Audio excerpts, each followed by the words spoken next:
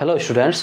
तो आज की इस वीडियो के अंदर हमें समझना है व्हीटस्टोन ब्रिज क्या होता है और इसकी एप्लीकेशंस क्या हैं और इसकी जो कंडीशन ऑफ बैलेंस जो जिसको हम कहते हैं वो क्या होती है और कैसे उसको किरचॉफ लॉ की हेल्प से हम उसको ड्राइव कर लेते हैं और इसका हम क्या एप्लीकेशन है, तो वो आज इसकी वीडियो के अंदर हमें समझना है, जो कि करंट इलेक्ट्रिसिटी वाला चैप्टर हमारा चल रहा है और जो पॉलिटेक्निक सेकंड सेमेस्टर के स्टूडेंट्स हैं तो उन्हीं के लिए है।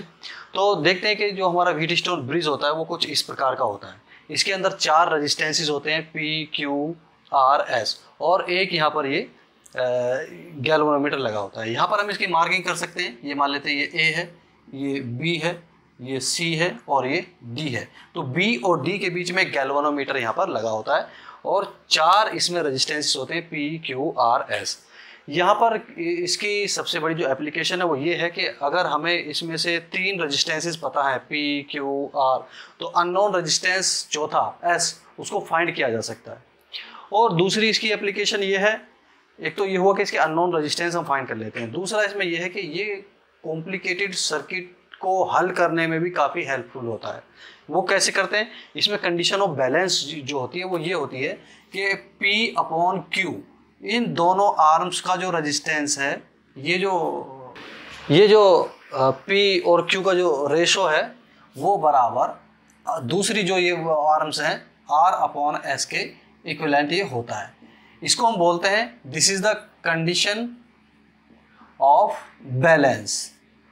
और ये कंडीशन ऑफ बैलेंस तब होगी if current in the galvanometer is 0। अब गैल्वेनोमीटर किस तरह से काम आता है? गैल्वेनोमीटर एक ऐसी डिवाइस है जो डिफ्लेक्शन पे काम करती है और छोटी सी भी करंट की मौजूदगी को ये बताती है। अगर हल्की सी भी करंट इधर से पास होगी तो तुरंत गैल्वेनोमीटर में डिफ्लेक्शन शो करता है। तो अगर इसमें कोई डिफ्लेक्शन यहाँ पर नहीं आ रहा है तो इसका मतलब ये है कि इसके यहाँ से B और D के बीच में कोई करंट फ्लो नहीं हो रही है। तो अगर यहाँ से कोई करंट फ्लो ना हो, गैल्वेनोमीटर में जाने वाली करंट मान लेते हैं IG है, गैल्वेनोमीटर में करंट जाने वाली जो है वो IG है और ये 0 हो, यहाँ पर ये 0 हो, तब P/Q बराबर R/S होता है और इसको हम कंडीशन ऑफ बैलेंस कहते हैं।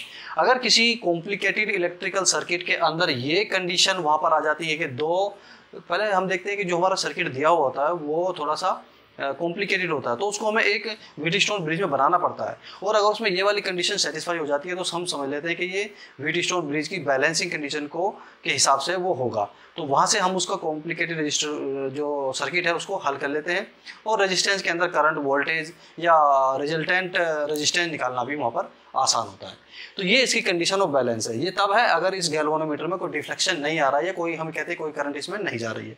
तो ये एक सर्किट है और इसको हम प्रूव भी करेंगे किरचॉफ्स लॉ, जो कि पिछली वीडियो में हमने डिस्कस भी किया था किरचॉफ्स लॉ को, उसकी हेल्प से हम इसको एक तरीके से हल भी करेंगे। तो देखते हैं, इसके अंदर एक सेल लगी है, ये K1 एक यहाँ पर ये की है जिससे इसको सर्किट को हम कनेक्ट डिस्कनेक्ट कर सकते हैं। एक K2 की यहाँ पर लगाई है जो इस करंट में को सर्किट गैल्वेनोमीटर के साथ है जो इसको कंट्रोल करता है। तो देखते हैं कि अगर मान लेते हैं कि जो नेगेटिव टर्मिनल है इससे इलेक्ट्रॉन इधर जाएंगे तो करंट की डायरेक्शन क्या होगी, इधर होगी। तो मान लेते हैं कि यहाँ से जो करंट गई है इस सेल से, बैटरी से, वो यहाँ से करंट एक तरीके से गई है, ये I करंट यहाँ से गई है, ये I करंट गई है। तो किरचॉफ के फर्स्ट नियम से हम देखते हैं कि यहाँ पर करंट आके 2 जगह बटेगी। मान लेते हैं कि इधर को जो करंट गई है वो I1 है और इधर को जो करंट गई है वो एक तरीके से I2, यहाँ पर ये I2 करंट ये है, 2 जगह ये बट गई है। अब जब ये करंट यहाँ पर जाएगी तो यहाँ से फिर ये बटेगी। मान लेते हैं कि इधर को जो करंट गई है वो एक गैल्वेनोमीटर IG इसको मान लेते हैं कि यहाँ से जो जाएगी वो गैल्वेनोमीटर करंट है। तो इधर को क्या जाएगी, I1 माइनस IG करंट, बची हुई करंट इधर को जाएगी। तो ये हुआ, जब ये करंट आगे बढ़ेगी इधर तो हम देख रहे हैं कि और यहाँ से IG ये आएगी तो इधर से एक करंट यहाँ पर बन जाएगी कि I2 यहाँ से और प्लस एक तरीके से IG करंट यहाँ पर ये आई तो ये मिलके यहाँ पर चलेगी। जो करंट यहाँ से आई है ये वाली और ये वाली किरचॉफ का लॉ यहाँ पर लगेगा और यहाँ पर जाएगी और फिर से ये करंट जब इधर आएगी तो सब ये यहाँ से देखेंगे कि IG से IG एक तरीके से कैंसिल होगा और I1 प्लस I2 यहाँ पर बन जाएंगे, जो कि एक तरीके का यहाँ पर क्या है, ये आई यहाँ पर बन के आता है, तो ये आई यहाँ से निकल के आएगा।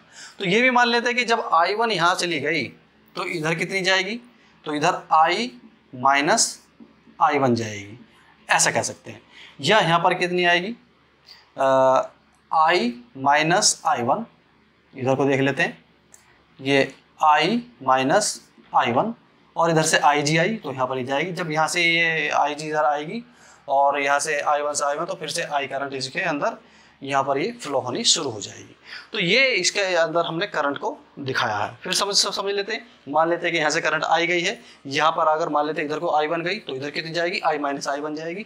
जब ये करंट यहाँ पर पहुँची तो फिर ये करंट इधर को क्या जाएगी, मान लेते हैं इसमें जाएगी गैल्वेनोमीटर करंट IG, इधर कितनी बची I1 माइनस IG जाएगी। तो जब ये करंट यहाँ पर आएगी और ये वाली करंट यहाँ पर आएगी, ये दोनों ऐड हो जाएंगी और जब ये और ये यहाँ पर आएगी तो फिर से ऐड हो गया I, फिर करंट इसमें फ्लो होनी शुरू हो जाएगी। तो ये इसमें करंट का हमने यहाँ पर डायग्राम दिखाया है। अब हम इसमें किरचॉफ लॉ लगाएंगे और किरचॉफ लॉ जो सेकंड था, जो बंद पास का नियम था, वो ये था कि अब हम इसमें क्या करेंगे, यहाँ पर एक एरो मार्क करेंगे और ये हम किसी भी डायरेक्शन में कर सकते हैं, मैंने कल भी बताया था।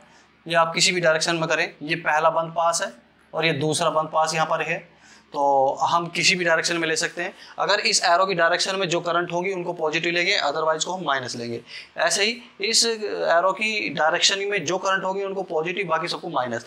तो पहले देख लेते हैं बंद जो in close circuit, in close circuit कौन सा, A B D A, A B D A, ये देख लेते हैं। तो इसमें लगाएंगे किरचॉफ का जो दूसरा नियम है वो क्या है कि जो रेजिस्टेंस है और जो करंट है, क्योंकि ये इसी की डायरेक्शन में है तो पॉजिटिव लेंगे, मींस P इंटू I1। फिर यहाँ पर हम देख रहे हैं ये भी क्योंकि इसी डायरेक्शन में है तो रेजिस्टेंस गैल्वेनोमीटर का RG मान लेते हैं, this is the resistance of galvanometer, and into यहाँ पर करंट क्या होगी IG। अब ये क्योंकि ये करंट इधर को फ्लो हो रही है और ये इसका एरो मार्क इधर को है, तो अब हम इसको नेगेटिव में लेंगे, माइनस R और इनटू में यहाँ पर I minus I1 and it is equal to 0, क्योंकि इसके अंदर कोई भी EMF या बैटरी या सेल इस बंद पास के अंदर नहीं लगी है। तो ये इक्वेशन 1 यहाँ पर आ जाती है। तब अब दूसरा जो बंद पास इसमें है क्लोज 2 वाला, इसमें देख लेते हैं और लिखेंगे इन क्लोज सर्किट, ये होगा BCDB, BCDB। इसमें हम किरचॉफ का सेकंड लॉ लगाते हैं, ये होगा तो क्योंकि ये एरो की डायरेक्शन में है यहाँ पर Q रेजिस्टेंस वाला, तो Q रेजिस्टेंस इनटू में करंट क्या है यहाँ पर I1 माइनस IG, और इसी डायरेक्शन में क्योंकि ये तो अपोजिट हो गया और ये भी एक तरीके से अपोजिट है, तो ये दोनों माइनस हम इसको लेंगे। तो यहाँ पर देखते हैं कि माइनस रेजिस्टेंस S और I माइनस I1 और प्लस में यहाँ पर IG इज इक्वल टू, और माइनस ये वाला भी IG और इनटू में RG रेजिस्टेंस ऑफ द गैल और इज इक्वल टू 0। ये इक्वेशन सेकंड यहाँ पर आ जाती है। अब देखते हैं कि इफ कंडीशन ऑफ बैलेंस अगर यहाँ पर मिल जाती है, अगर गैल्वेनोमीटर के अंदर कोई डिफ्लेक्शन नहीं आता है तो उसको हम कंडीशन ऑफ बैलेंस बोलते हैं। कंडीशन ऑफ बैलेंस में क्या होगी, IG इज इक्वल टू 0। तो when IG is equal to 0 मतलब इसमें कोई करंट यहाँ पर नहीं है, तो वहाँ पर अब देखते हैं कि इक्वेशन 1 और सेकंड कैसी बनेगी। तो IG को 0 कर देते हैं तो ये वाली टर्म 0 हो जाएगी। तो यहाँ पर क्या आएगा, P into I1 minus R I minus I1 is equal to 0। और ये वाली इक्वेशन क्या बन जाएगी, क्योंकि IG यहाँ पर 0 करना है, IG यहाँ पर भी 0 होगा, यहाँ पर भी 0 होगा एक तरीके से। तो यहाँ पर क्या बन जाएगा, ये बनेगा Q इंटू में I1 माइनस IG यहाँ पर 0 हो जाएगा, S I माइनस I1, और क्योंकि IG तो ये 0 हो गया, ये 0 हो गया। ये इस इक्वेशन को हम 3 मान लेते हैं और इसको 4th मान लेते हैं। यहाँ से इसको इधर ले जाएंगे, इसको इधर ले जाएंगे और दोनों को डिवाइड कर देंगे तो देखेंगे P अपॉन Q ये तो कट जाएंगे और R अपॉन S निकल के यहाँ से आता है। तो ये फिर से वही P upon Q is equal to R upon S निकल के आता है। This is the condition of balance. ये कब है? When deflection in the galvanometer is zero. या हम कहेंगे जो गैल्वेनोमीटर करंट है वो जीरो होगी।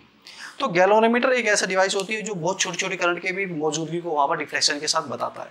तो ये बहुत ही कॉम्प्लिकेटेड सर्किट के अंदर उसको हल करने के लिए, उसको सॉल्व करने के लिए और वहाँ पर अलग अलग प्रतिरोध के अंदर धारा की वैल्यू निकालने के लिए हमें ये वाली कंडीशन काफ़ी वहाँ पर हेल्प करती है। दूसरा इसका एक एक्सपेरिमेंट भी है, मीटर ब्रिज एक्सपेरिमेंट, या हम कहें कि स्लाइड वायर एक्सपेरिमेंट भी इसको बोलते हैं, जिसकी हेल्प से हम किसी भी हाई रेजिस्टेंस या लो रेजिस्टेंस की वैल्यू फाइंड कर लेते हैं। कोई भी अननोन रेजिस्टेंस हो, प्रैक्टिकल भी है इसका, पॉलिटेक्निक सेकंड सेमेस्टर के जो स्टूडेंट्स हैं तो उसमें ये प्रैक्टिकल भी है कि मीटर ब्रिज की हेल्प से अननोन रेजिस्टेंस फाइंड करना या सीरीज और पैरेलल कॉम्बिनेशन को रेजिस्टेंस का वहाँ से वेरिफिकेशन करना। तो ये इसी की हेल्प पे है, ये उसी प्रिंसिपल पे है बेस्ड है। तो हम जो हमारा एक्सपेरिमेंट है मीटर ब्रिज एक्सपेरिमेंट है, उसको जो हमारी नेक्स्ट वीडियो होगी वो उसी के ऊपर होगी और देखेंगे कि मीटर ब्रिज एक्सपेरिमेंट क्या होता है, उससे अननोन रजिस्टेंस हम कैसे करते हैं और उसका प्रैक्टिकल डेमोन्स्ट्रेशन भी वहाँ पर हम देखेंगे। लैब के अंदर प्रैक्टिकल है, उसको हम करेंगे भी और उसकी रीडिंग भी लेंगे और देखते हैं कि वहाँ से अननोन रजिस्टेंस कैसे हम फाइंड करते हैं। तो आज इतने रखते हैं। Thank you. जय हिंद।